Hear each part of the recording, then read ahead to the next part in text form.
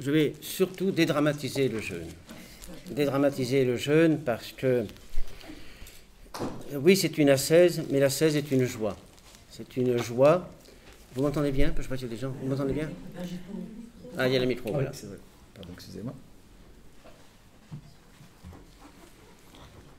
L'ascèse est une joie parce qu'il est vécu librement. Il est vécu librement. Et le véritable but du jeûne, c'est l'acquisition de l'Esprit Saint de Dieu. Le véritable but du jeûne, c'est de se connaître soi-même, en quelque sorte, pour voir, pour découvrir en soi qu'il y a l'univers en sa globalité, qu'on est une partie de l'univers, et que la présence divine nous habite. Donc, à la fois, le jeûne, c'est une ascèse, bien sûr, un travail sur soi, mais le plus beau des travaux, puisque la connaissance de soi. Et pourquoi il est motivé par Dieu? C'est parce que le but de l'homme, ce n'est pas l'humain, le but de l'homme, ce n'est pas le supra-humain, le but de l'homme, c'est Dieu, la divinité en soi. Je vais prendre un exemple, parce que si je parle comme ça, vous allez dire, oh là, c'est un moine qui sort de son monastère, et c'est vrai, je suis sorti hier soir, et ce soir je rentre à 21h pour célébrer les vigiles, donc c'est juste une petite parenthèse que je vais faire à Paris, donc c'est vrai que c'est un changement. Mais je vais prendre un exemple, si vous voulez, puisque au monastère, on accueille par choix beaucoup d'artistes du monde entier, artistes, artisans et paysans. Alors pourquoi artistes, paysans et artisans? Parce que c'est un choix que j'ai fait, parce que avant d'être moine, je ne l'ai pas dit, mais j'étais journaliste, et j'étais fatigué des gens qui avaient des réponses à tout. Et un jour, j'ai vu des gens qui vivaient ces choses-là. L'artiste, c'est de vraies questions, qu'est-ce la beauté, qu'est-ce la simplicité, qu'est-ce l'authenticité. Et l'artiste sait que l'art est infini, et que ce qui limite l'art, c'est lui. C'est lui. L'art est infini, ce qui limite l'art, c'est l'artiste. Donc l'artiste travaille sur lui-même pour être plus léger par rapport à la danse, par rapport à la musique. Et un danseur, puis je travaille beaucoup pour l'opéra, des gens comme ça, enfin bon, pour différents artistes, et l'artiste, par exemple, un danseur dans le lac des Cygnes, il ne peut pas manger un tous-tous ou une paella ou une ratatouille ou un truc comme ça, il ne peut pas. Il ne peut pas y aller non plus à jeun, parce qu'il sera en hypoglycémie, il va tomber malade. Mais le danseur ne jeûne pas pour jeûner, il jeûne pour bien danser. Donc il ne jeûne pas pour se punir, il jeûne pour se rendre plus léger, pour se rendre transparent à la grâce. Donc ce qui motive le jeûne, ce n'est pas la privation, ce n'est pas la punition. Ce qui motive le jeûne, c'est l'acquisition de l'Esprit Saint de Dieu.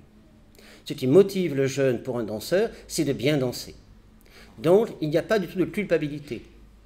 Et l'avantage de l'art par rapport à la théologie, c'est que l'art passe par l'acte. Et ce qui vérifie un peintre, un musicien, un danseur, c'est son œuvre, pas son discours. Pas son discours. C'est pour ça que le moine essaie de faire de sa vie une œuvre d'art. Et la première icône que l'homme doit accomplir, c'est lui-même. Connais-toi toi-même et tu connaîtras l'univers et les dieux, disent les Grecs. Il n'est pas écrit connais-toi toi-même et tu te connaîtras. Il n'est pas écrit connais l'univers et tu te connaîtras. Il n'est pas écrit connais Dieu et tu te connaîtras. Il est bien écrit connais-toi toi-même et en toi tu découvriras l'univers, mikrotheos et théos, Dieu, parce que tu es icône de l'univers et icône de Dieu. Donc le moine jeûne, pas pour se punir, mais il le fait librement. C'est cette liberté qui va lui permettre de créer un vide en lui pour que Dieu prenne racine. Et quand le moine jeûne, il ne jeûne pas pour se punir, mais il offre sa chair et son sang, comme une femme qui a donné sa chair et son sang à un enfant, qui va grandir dans son sein, et nous on est lourd de la présence divine, eh bien il va offrir sa chair et son sang dans une offrande non sanglante dans le temple de son corps. Et son corps devient temple. Donc bien sûr, il faut qu'il purifie son corps. Tu as dit, je travaille avec des grands cuisiniers, je bénis des Romanée Conti. Ben, c'est un très grand vin, ben, je vous garantis, si le verre est sale, même si le vin est bon, ben, le verre pollue le vin. Donc il est obligé d'avoir un temple propre, d'avoir un verre propre pour boire un grand cru. Donc le moine devient à la fois une offrande, une hostie vivante, il en devient le temple, mais il en devient aussi le prêtre, même si c'est une femme ou un homme, on en devient le prêtre. Donc c'est lui qui va permettre à l'esprit de s'incarner. Donc il faut bien savoir que le jeûne est motivé par l'amour, par la joie, par le don de soi. Et madame avait raison de dire, mais ce n'est pas une faiblesse, que le jeûne est chaque fois adapté au moine. Comme un artiste ou un danseur, moi, je ne sais pas, j'ai Gérard Philippe, quand il joue au TNP, quand il joue au Palais des Papes à Avignon, il joue à New York, où il jouait le CID à Tokyo, il ne jouait pas de la même façon, c'est pas possible, c'est pas possible. Chaque fois, il devait interpréter par rapport au public, par rapport à l'environnement, même si c'était la même pièce, parce que pour Dieu, chaque instant, chaque personne est unique. Pour Dieu, chacun est unique. Donc, si vous voulez, le jeûne, bien sûr, est unique. Alors, vu de l'extérieur, ça, bien sûr, ça peut paraître ridicule. mais vu de l'intérieur, c'est le plus beau travail que l'homme puisse accomplir en lui-même, un travail de transfiguration, un travail de purification. Et tout à l'heure, le Père disait avec justesse qu'on devient ce que l'on mange, mais on devient aussi ce que l'on peut intégrer. Parce que moi, je vois des gens qui vont à la messe tous les dimanches et qui lisent des livres saints toute la journée et qui ne sont pas saints. Vous savez, des gens qui vont au concert ou à la musique ou voir des ballets, ils ne sont pas des grands danseurs. Vous comprenez? Donc l'avantage de l'art, c'est que ça passe par l'acte. Et l'avantage du jeûne, c'est qu'on passe aussi par l'acte.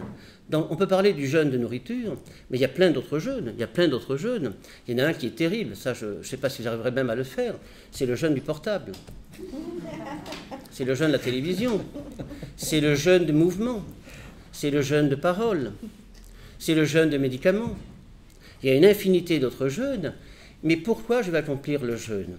Tout à l'heure, je vous ai dit que je portais la présence divine en moi en germe, et je vais lui offrir une terre pour qu'elle puisse s'incarner, et l'essentiel pour moi, il faut être transparent à la grâce, c'est-à-dire ne pas essayer de manifester mon propre ego dans ce que je fais. Et donc, ce que je sais aussi, c'est que moi, je suis le seul qui me sépare de Dieu. Donc, par le jeûne, je vais créer des incidents, et je vais dire un mot, le plus important, dont je suis le maître. Je crée un incident dont je suis le maître. C'est-à-dire, je me prive de nourriture, je me prive de téléphone, je me prive de ce que je veux. Et dès que je me prive de quelque chose, mon corps se révolte.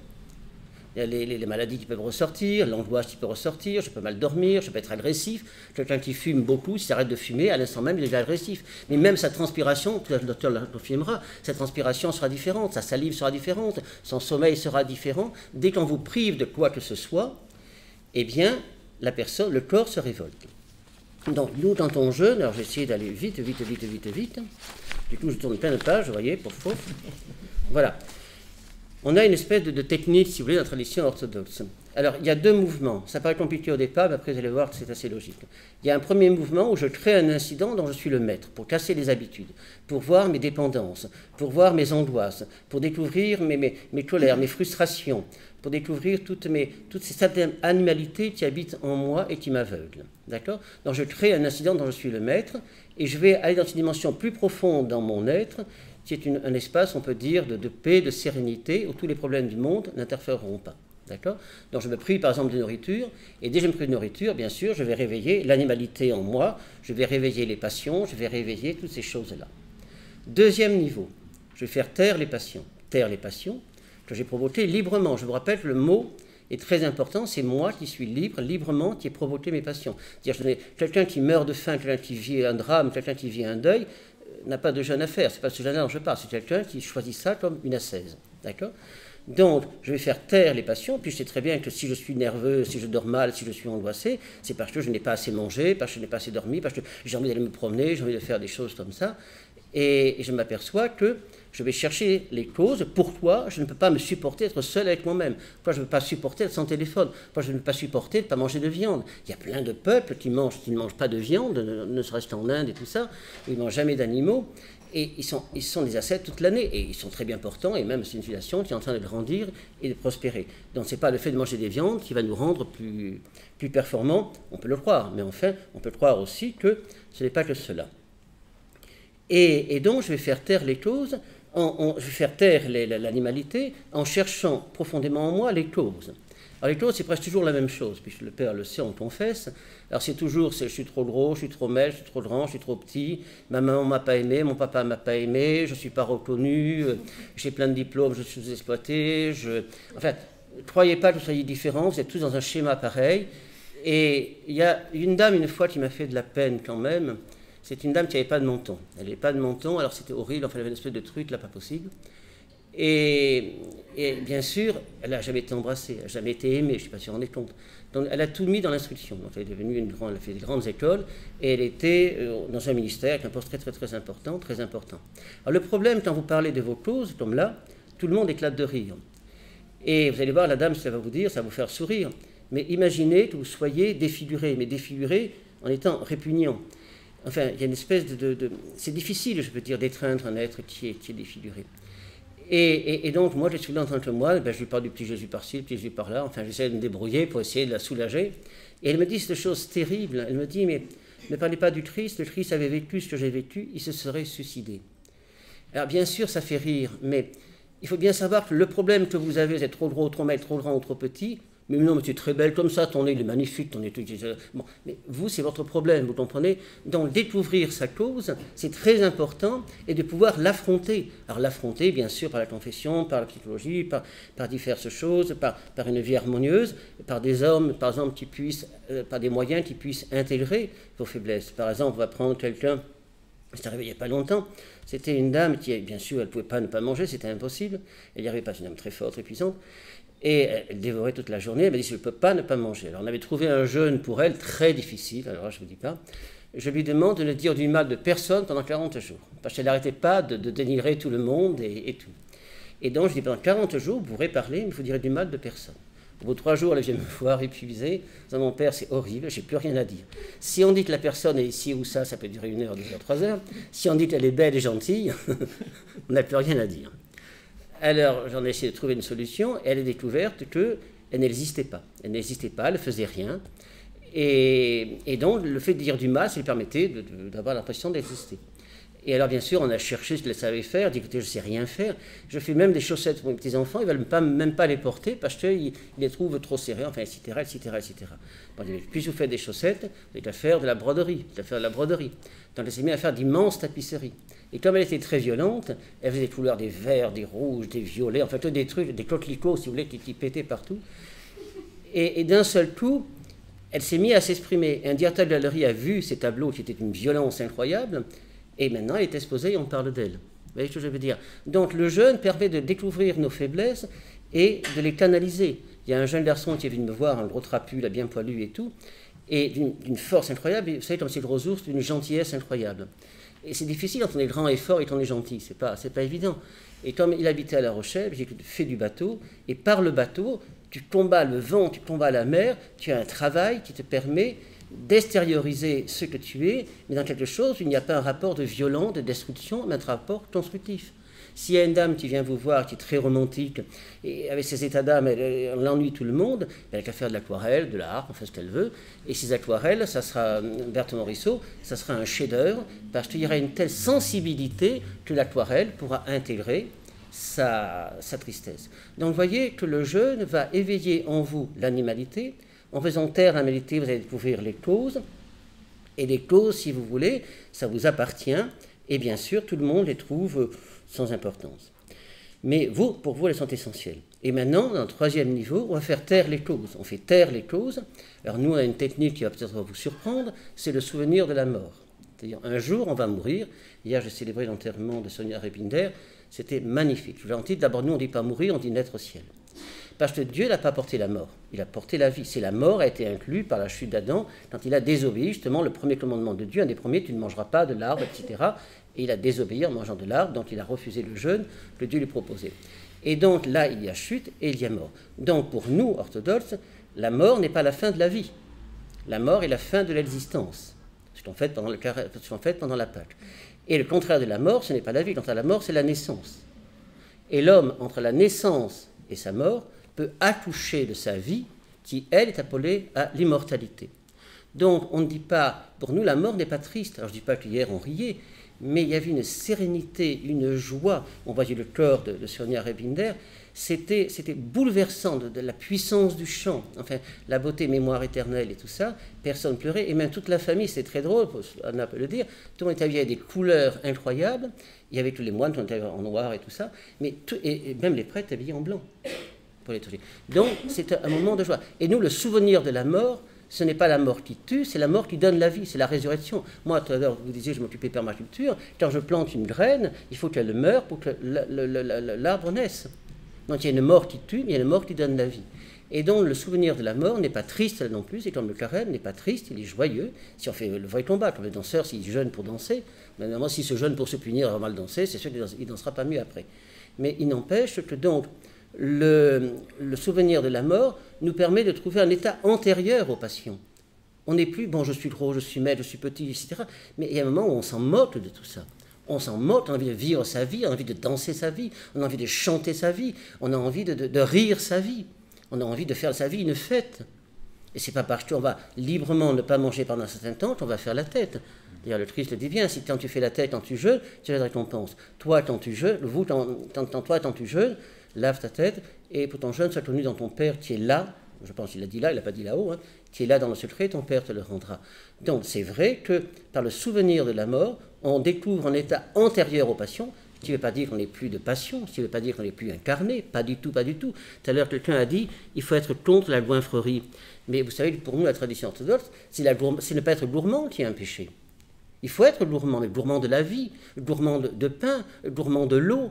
Nous, on fait une cuisine, comme tu disais, très naturelle, mais je vous garantis, quand on mange les radis qui sont fruits de la terre, c'est une joie. Je peux raconter très vite, j'ai encore un peu de temps. Oui. 4 minutes, oui.